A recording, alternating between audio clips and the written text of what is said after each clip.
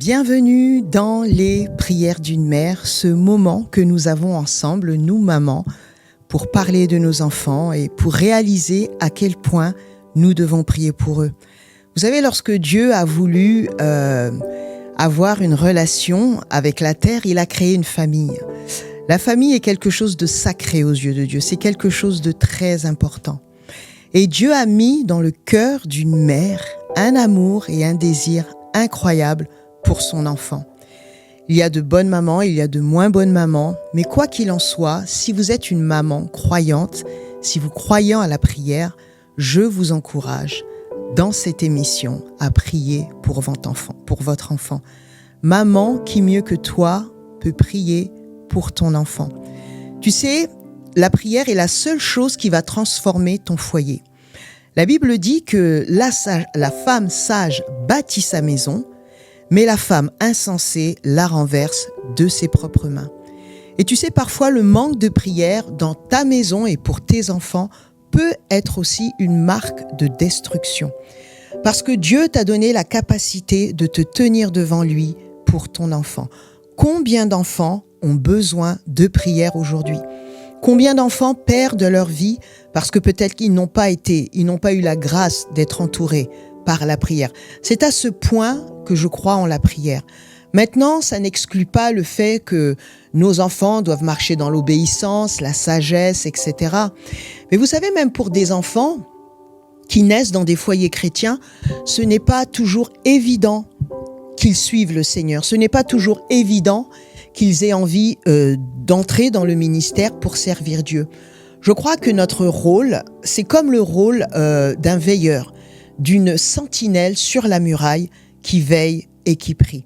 Votre enfant a besoin de vos prières. Mais non seulement votre enfant a besoin de vos prières, mais je réalise aussi que vous, maman, vous avez tellement besoin de prières. Nous, les mamans, nous avons besoin de prière. Nous avons besoin d'être soutenus.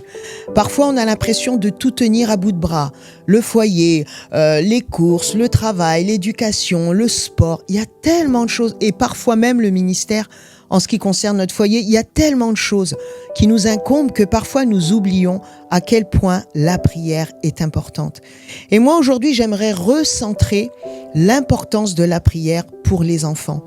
Et aujourd'hui, le thème et le sujet que j'aimerais aborder avec vous, c'est l'amertume dans le cœur d'une mère. Une mère amère. Nous savons tous ce que dit la Bible lorsqu'il y a de l'amertume dans notre cœur. D'ailleurs, je pense que vous avez déjà entendu ce dicton qui dit, c'est Joyce Meyer, je pense, qui a dû en parler la première fois, c'est lorsque quelqu'un a de l'amertume, c'est comme boire un poison en espérant que l'ennemi soit blessé. C'est ça, garder l'amertume. C'est pour cela que Dieu nous demande que lorsqu'on vient à l'autel, qu'on aille se réconcilier avec la personne qui nous a blessés, parce que malheureusement, l'amertume, le manque de pardon, le ressentiment peuvent faire obstacle à nos prières. Mais qu'en est-il lorsqu'il s'agit de nos enfants? Lorsque nous sommes amers contre nos enfants, contre notre fils, contre notre fille, peut-être que notre fils n'obéit pas à Dieu, peut-être qu'il traîne dans les rues avec d'autres amis, des potes, et qu'il n'en a rien à faire de la foi, de suivre Dieu, ça le dépasse.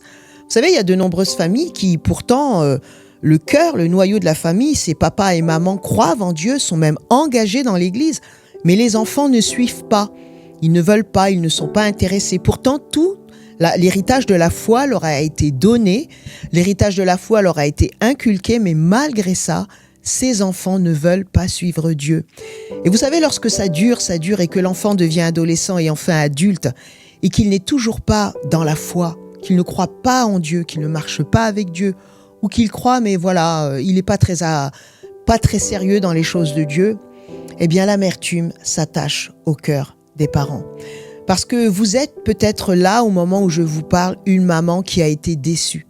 Peut-être qu'il avait fait des prévisions, qu'il avait eu des visions et même des prophéties à propos de son enfant, qu'il épouserait telle personne, qu'il irait dans le ministère, il serait comme ces autres enfants qui sont en feu pour Dieu. Et malheureusement, vous devez faire le deuil de tout ça parce que ça n'est pas arrivé et il semblerait que ça n'arrivera jamais. J'aimerais vraiment vous encourager à ne pas abandonner dans la prière, à continuer de prier pour votre enfant. Qu'est-ce que dit la parole de Dieu? La parole déclare que c'est par la foi et la persévérance que nous obtenons les réponses à nos prières. Et j'aimerais adresser l'amertume qu'il y a dans votre cœur. Il y a du ressentiment. Vous savez, l'un des moyens que l'on peut savoir qu'une personne est amère, c'est la façon dont elle parle de l'autre. La façon dont elle parle d'elle et la façon dont elle lui parle. Peut-être que si vous êtes toujours en train de parler avec brutalité de votre enfant ou à votre enfant, peut-être que si vous n'arrivez pas à prononcer 2 paroles gentilles à propos de cette fille, ce garçon qui s'est éloigné de la foi, qui a peut-être épousé une autre religion et qui peut-être est contre vous et vous fait des reproches par rapport à votre foi, cela crée de l'amertume en vous et lorsque vous parlez de cet enfant, vous êtes incapable de donner de bonnes paroles. Mes amis, c'est qu'il y a de l'amertume dans votre cœur. Et j'aimerais vraiment adresser cela. Les patriarches de la Bible aussi, certains ont souffert, les grandes figures de la parole de Dieu, David, Isaac, Jacob, Adam, Ève, les parents de Samson. Il y en a plein qui ont souffert à cause de leur enfant. Nous voyons Adam et Ève qui ont souffert à cause de Caïn qui a tué Abel. Vous imaginez la première famille que Dieu crée, avec laquelle il va avoir une relation exclusive. D'ailleurs, il avait une relation exclusive avec Adam. Tragédie dans cette première famille. Gros dysfonctionnement. Le frère aîné tue son autre frère. C'est une catastrophe. Vous imaginez Jacob avec Joseph. Jacob qui pensait que Joseph était mort au point où Jacob voulait mourir.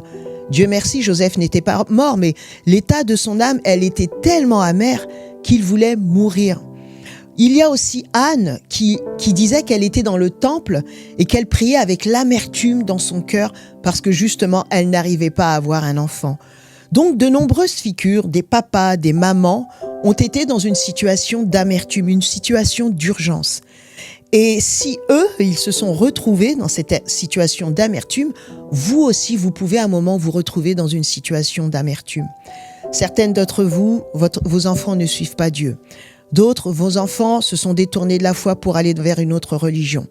D'autres vous ont blessé, vous ont déçu parce que vous avez découvert quelque chose à leur sujet qui vous a choqué, qui vous a même surpris, étant donné l'éducation que vous leur avez donnée. D'autres font carrément des choses que vous ne savez pas pourquoi ils se comportent de telle façon. D'autres se détournent des études pour lesquelles vous avez tellement investi pour eux. Il y a tellement de solutions, il y a tellement de situations qui font en sorte à ce qu'une maman tombe dans l'amertume. Peut-être que même vous êtes une maman, vous êtes divorcée et votre enfant a pris le parti pour votre ex-mari et ça vous a plongé dans l'amertume. Vous savez, la première mauvaise nouvelle que j'ai pour vous, c'est que l'amertume va vous empêcher d'être efficace. La deuxième mauvaise nouvelle, c'est que le diable se nourrit de ce genre de situation pour faire grandir la blessure et pour diviser la famille. Mais j'ai enfin des bonnes nouvelles pour vous dire que Dieu voit votre amertume. Dieu la connaît, Dieu l'entend, Dieu la voit, parce que Dieu est celui qui sonde les reins. Dieu connaît votre cœur et il voit la souffrance qu'il y a dans votre cœur. Vous savez, Dieu n'est pas insensible. Il n'est pas le Dieu qui dit « Ah, mais t'as de l'amertume, il faut faire passer ton amertume, sinon j'exauce pas tes prières. Allez, pardonne. » Dieu n'est pas comme cela. Dieu a souffert. Dieu aussi sait ce que c'est la souffrance d'avoir le cœur amer. Des fois, c'est à cause de son enfant, mais des fois, c'est pour son enfant. Je ne dis pas que Dieu avait le cœur amer par rapport à la mort de Jésus. Je sais qu'il a souffert, je ne connais pas tout l'état du cœur de Dieu. Mais je sais qu'il y a une souffrance au moment où son fils est allé à la croix. Et certainement qu'il y a une souffrance dans votre cœur. Peut-être qu'aussi que votre enfant, il est dans une maladie, dans une dépression. Peut-être qu'il se drogue, qu'il est en addiction, il est dans l'alcoolisme. Vous ne savez pas quoi faire pour lui. La première chose que je peux vous dire, c'est que Dieu voit votre souffrance. Dieu est au courant, Dieu sait. Et si véritablement vous êtes honnête et que vous reconnaissez que vous avez cette amertume, parce que parfois guérir, c'est aussi reconnaître le problème, Dieu interviendra pour vous. Vous savez, tous les patriarches de la Bible qui ont eu des problèmes ont été capables de les amener à Dieu. Voyons l'exemple de David. David a énormément souffert à cause de ses enfants, à cause d'Absalom, par exemple, qui s'est tourné, qui a trahi son père pour avoir la royauté. Vous imaginez le cœur de David. Malgré ça, David avait un cœur selon Dieu parce qu'il n'a jamais voulu la mort de ses ennemis. Mais David a énormément souffert à cause de ses enfants. L'un de ses fils a abusé sexuellement d'une de ses filles. Non, mais David a eu des galères pas possibles dans sa famille. Et vous aussi, vous êtes peut-être comme David, vous avez une galère pas possible dans votre famille. Maman, j'aimerais vraiment vous encourager ou t'encourager à ne pas abandonner. Sache que Dieu connaît ta douleur et Dieu sait comment diriger cette douleur jusqu'à la guérison. La première chose, le premier conseil que j'aimerais te donner dans ta situation, c'est reconnais que tu as de l'amertume dans le cœur. Comment tu parles à ton enfant, comment tu parles de ton enfant. Tu as toujours des reproches à lui faire, tu n'as jamais de bonnes pensées, tu n'arrives même pas à lui dire que tu l'aimes. C'est peut-être que l'amertume a pris la place dans ton cœur. Reconnais que cette amertume est un poison qui t'empêche d'être efficace pour le salut de ton enfant. Parce que si tu crois que tu n'es pas impliqué dans le salut de ton enfant, dans le fait qu'il marche avec Dieu et qu'il ait une destinée en Dieu, tu te trompes. Dieu veut t'utiliser pour le salut de ton enfant, pour sa destinée. Tu as un rôle à jouer. Deuxièmement, tu dois véritablement te mettre devant le Seigneur. Je ne te demande pas de faire des grandes prières, des grandes intercessions et des jeûnes. Tu sais, des fois, la prière simple, elle est très efficace. Je te demande de venir te mettre devant le Seigneur et de mettre sur la table, sur cet autel, « Seigneur, j'ai de l'amertume, aide-moi ». La Bible dit que lorsque Jésus est monté au ciel, le Saint-Esprit est descendu. Et je crois que le Saint-Esprit est descendu nous aider. Il est là pour nous aider dans les situations les plus improbables, difficiles. C'est là où le Saint-Esprit intervient. Demande au Saint-Esprit de venir intervenir dans ta situation, de t'aider à pardonner. Parce qu'il y a des pardons que nous ne pouvons pas donner sans l'aide du Saint-Esprit. Et je crois que le Saint-Esprit est là véritablement pour nous aider à pardonner même dans ce domaine. Ça, c'est le deuxième conseil que je te donne. Le troisième conseil, c'est de veiller à tes voix. Veille à ce que tu dis, veille à ce que tu fais. Tu sais, à chaque fois que tu te retrouves dans la situation où tu vas mal parler à ton enfant ou de ton enfant, à cause de cette amertume qui est là dans ton cœur, eh bien, décide de faire attention, décide d'arrêter, de dire non, je n'irai pas dans cette voie. Non, j'ai remis mon problème entre les mains de Dieu, je lui ai fait savoir, même si Dieu connaît toutes choses. J'ai décidé de faire des efforts, d'appliquer la parole de Dieu et d'appliquer la sagesse. Parce que parfois, on pense qu'il suffit de reconnaître, de prier, de remettre notre problème entre les mains de Dieu et puis, Dieu, voilà, j'attends que tu agisses maintenant. Non, il nous faut avoir de la sagesse. Il nous faut pratiquer la sagesse. Et pratiquer la sagesse, c'est faire attention à nos pas tous les jours. C'est de se dire, tiens, voilà mon enfant, comment je vais lui parler ? Comment je vais penser à lui? Comment je vais parler de lui?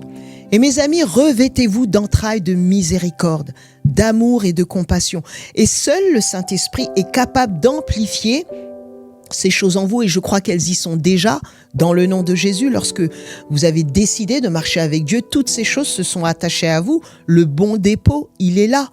Mais maintenant, tu dois réapprendre à le pratiquer jusqu'à ce qu'il devienne une bonne habitude. De bien parler de tes enfants, d'avoir de bonnes pensées. C'est de cette façon que Dieu va apporter la guérison. Tu sais, parfois les gens demandent « Oh Seigneur, permets-moi de marcher dans l'amour, baptise-moi de ton amour ». Et on pense que Dieu, comme le génie de la lampe, il va sortir de sa lampe et il va saupoudrer quelques bénédictions et boum, nous allons marcher dans l'amour. Mais tu sais, lorsque tu demandes à Dieu de t'aider à aimer ton enfant, ce qu'il va faire, c'est qu'il va te laisser dans des situations où tu vas choisir d'avoir l'occasion d'aimer ton enfant. Tu vas devoir prendre le choix d'aimer ton enfant. Tu auras deux chemins, la vie ou la mort. Voilà mon enfant. Voilà mon enfant avec son comportement, avec son autre religion, avec sa drogue, avec son alcool, avec ces choses difficiles que je dois confronter tous les jours. Je choisis. Est-ce que je lui parle mal ou est-ce que je lui parle bien? Est-ce que je lui tape sur la tête ou est-ce que j'ignore son comportement qui m'insupporte, qui me blesse comme une flèche qui vient en plein milieu de mon cœur? Qu'est-ce que je fais?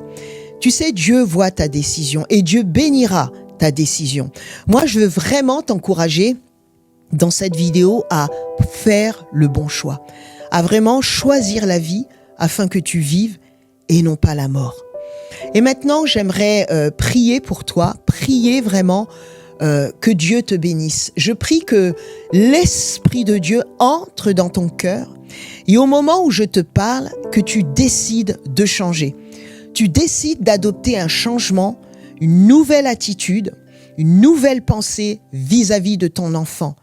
Je prie que tu te rappelles des patriarches de la Bible, d'Isaac, que tu te rappelles d'Isaac, d'Ésaü, et à cause d'eux, les parents ont été amers, que tu te rappelles d'Adam et Ève, de Jacob, de David, et d'Anne même dans le temple, qui avait de l'amertume parce qu'elle n'arrivait pas à avoir un enfant. Rappelle-toi de ces patriarches qui ont eu de l'amertume dans le cœur. Finalement, Dieu les a pris en charge et Dieu te prendra en charge.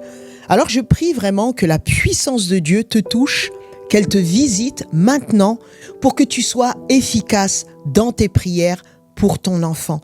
Ne laisse pas l'ennemi t'envelopper du péché de l'amertume, du péché du ressentiment, de la colère.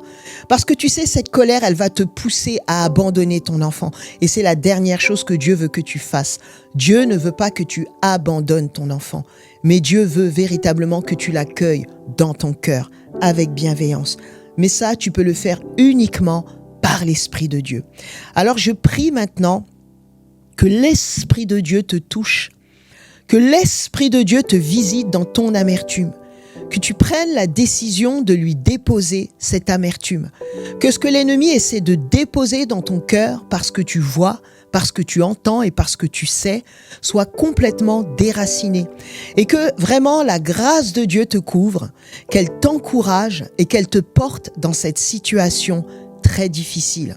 Je prie que la parole de Dieu pénètre en toi, maman, et que tu puisses véritablement prendre le dessus, apprendre à aimer ton enfant, à lui pardonner et à être efficace dans la prière.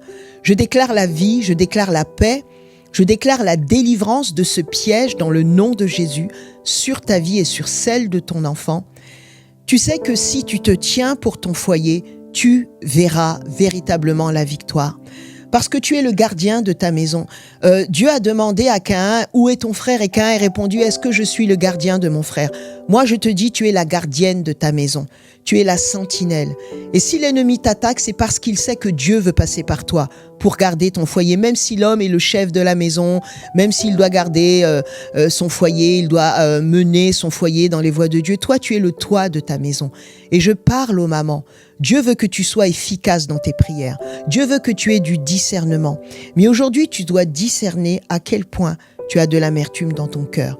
Tu sais, si tu suis les conseils que je viens de te donner sincèrement, simplement et même quotidiennement, si tu dois les suivre et les prier tous les jours s'il le faut, n'hésite pas, eh bien Dieu opérera une guérison premièrement dans ton cœur.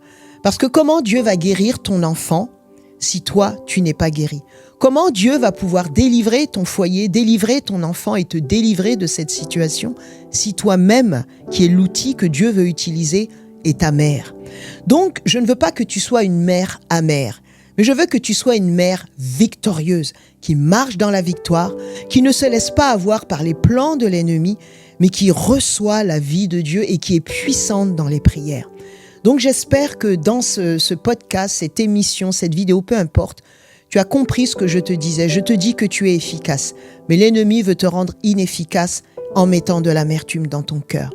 Donc, je t'encourage à écouter cette vidéo, à la partager si tu le souhaites. Rejoignez-nous aussi sur la radio RFE où je prie, dans un moment avec Dieu, nous prions pour les mamans, les familles, etc. Donc rejoignez-nous aussi dans cette émission et n'oublie pas, maman, que Dieu connaît ton cœur et qu'il est capable de le guérir. À très bientôt. Au revoir.